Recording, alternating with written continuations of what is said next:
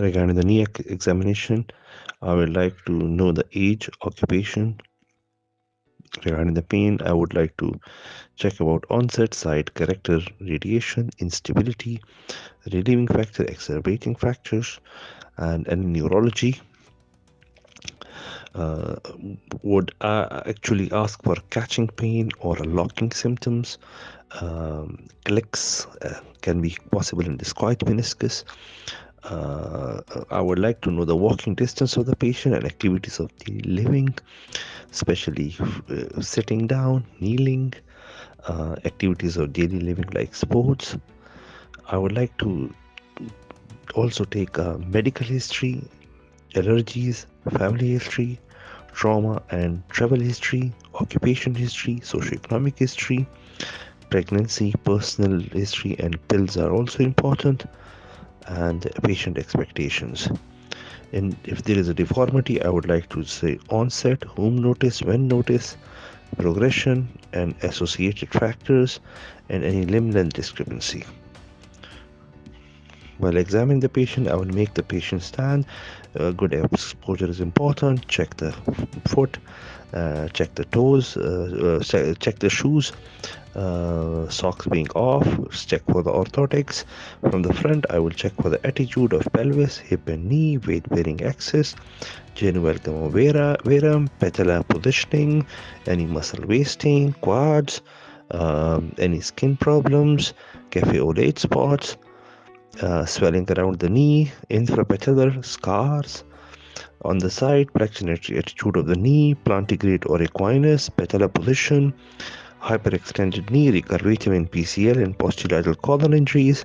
From the behind, I will check for the iliac crust, positioning of the shoulders, deformity of the foot, any hind foot valgus or varus.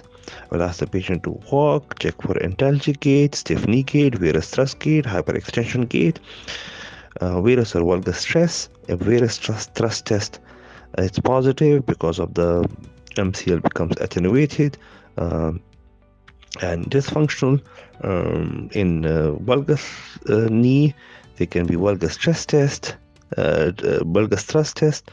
Um, Varus thrust test is also common in LCL injuries and PCPL posterolateral collar injuries. I will make the patient sit, check for patellar J-Stein, check for any instability of the knee, supine the patient, confirm the findings, posterior sag can be checked, feel for the patient look while palpating. I want to check the patient for any tender spot, medial joint and lateral joint line, suprapatellar region, posterior aspect make feel semitendinosus, semimembranosus, and bicep femoris. Posterior aspect, check the pulsations, and then go laterally. Feel for the swipe, feel for the patellar effusion. Want to check for the swipe test, patellar tap test, and ballotment test. Swipe test is done for the mild effusion. Sweep lateral side from the distal to the proximal. Look for the bulge.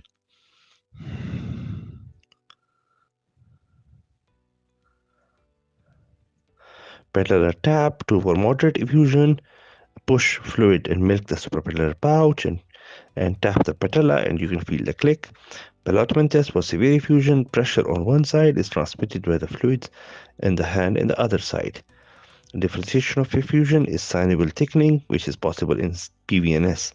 Range of motion 0 to 130 degrees. Check and measure the distance and flexion. Check for SLR for extension. Check if varus and valgus deformity is correctable. Then check for the special tests like collateral muscle tendons, collateral ligament 20 to 30 degree flexion, valgus stress test for medial collateral ligament, and varus stress test for the lateral collateral ligament in 30 degree flexion. In straight, if it's positive, this means ACL and the collaterals are loss itself. Lachman test in 20 to 30 degree flexion, lax the hamstring and posterior capsule. Check for the ACL, check for the translation compared to the normal side. Before this, always exclude the PCL injury by checking for the posterior sag. Uh, PCL injuries can also give positive Lachman test. Anterior draw test with flexion. Pivot shift starts from the extension and internal rotation, valgus force. Then at 30-degree flexion, they feel the clank as the iliotibial band goes anterior to posterior. It tries to reduce the patella. If MCL is injured, as the axis of rotation is MCL,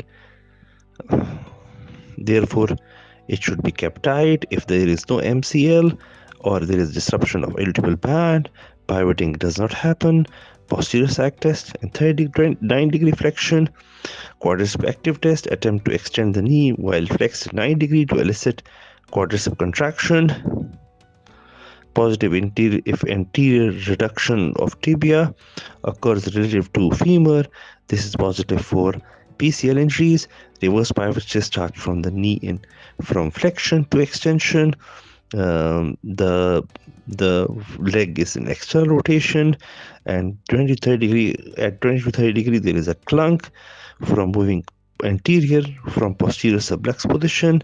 When iliotibial band goes anterior, it reduces the tibia. External rotation recurvatum test, grasps the big toe and just check for the sag laterally. Dial test is done in prone position. It should be done in 30-degree flexion, 9-degree flexion. 30 degrees shows PLC injury, 9-degree flexion shows PCL injury, 30 and 9 degrees shows PCL and PLC injury. More than 10-degree difference is abnormal. McMurray test is done. Knee extend knee in internal rotation or external rotation, and cushioning force is produced, and then feel for a clunk or a pain. Apply grind test for meniscal injuries can also be possible. Just doing external rotation before for lateral meniscus, internal rotation for medial meniscus. Osmer Clark test should not be done. It's more painful. It's checked for the patellar osteochondritis or patellofemoral arthritis. Patellar glide test is done by measuring patellar mobility. Normal movement is 1 centimeter or 2 quadrants compared with the opposite side. Patellar apprehension test is patient is supine. Try to put a laterally pushing force using the thumb on the medial border. Positive if the patient is apprehensive. Wilson test is pain in extension of the knee between 30 to 90 degree in internal rotation and relief with external rotation. This is positive for osteochondral lesion. Always examine hip, ankle, foot, and opposite knee to do and also do neurological assessment.